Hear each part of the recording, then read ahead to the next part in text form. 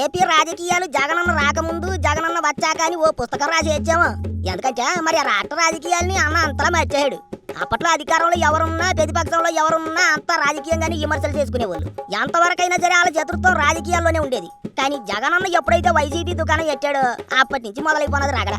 జగనన్నకు ఒకరు నచ్చరు, అన్న ఒకరిని మెచ్చడు. ఎంతసేపు భజన చేయాలి. అన్న అన్న అన్నన్న అన్నంటేనే నువ్వన్నా అంటూ భజన చేస్తే చెవులకు సమ్మగా ఉంటుంది. అందుకే చివరికి అసెంబ్లీలో స్పీకర్ని ఎన్నుకునేందుకు కూడా జగనన్న వెళ్ళలేదు. ప్రతిపక్ష నేతగా ఉండి ప్రజల కోసం పోరాటం చేయాల్సిన మడిసి తప్పించుకొని తిరుగుతున్నాడు.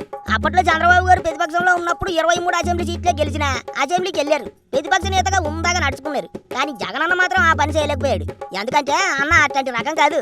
అన్న రాజకీయమే ఏరు. పైగా తాను ఏరైటీగా ఉండటమే కాకుండా తన పార్టీలో ఉన్న వాళ్ళంతా తనలాగే ఉండాలి అనుకుంటుంటాడు అన్న. కానీ వైసీపీలో ఉన్న సీనియర్ లీడర్లకు ఆ పద్ధతి అస్సలు నచ్చదు. అందుకే అత్తమానం ఆ బొత్స బాబాయ్ టీడీపీ వాళ్ళతోనో జనజన లీడర్లతోనో కలిసిపోయి కలివిడిగా మాట్లాడుతుంటాడు. అది చూసి జగనన్నకు కడుపు ఉబ్బిపోతుంది. ఎట్టాగే విజయవాడలో గవర్నర్ గారు ఇచ్చిన విందుకు లీడర్లంతా వెళ్లారు. అక్కడ మంత్రి లోకేష్ ను కలిసి బొత్స బాబాయ్ నవ్వుతూ కూజింతసేపు ముచ్చటించాడు. అప్పట్లో డిప్యూటీ సీఎం పవన్ కళ్యాణ్ ఎదురు పెడితే పరిగెత్తుకుంటూ వెళ్ళి పలకరించాడు. ఆయన బాబాయ్ కావులించుకున్నాడు కూడాను. ఇప్పుడు వైసీపీలో పడి ఏడుతున్నాడు. కానీ బొత్స బాబాయ్ ఎప్పటి నుంచో రాజకీయం చేస్తున్నాడు. వ్యవహారం ఎట్ట చేయాలో తెలిసిన మనిషి. అందుకే రాజకీయమే మిగతాయి చేయాలి మిగతాయి అన్నట్టుంటాడు.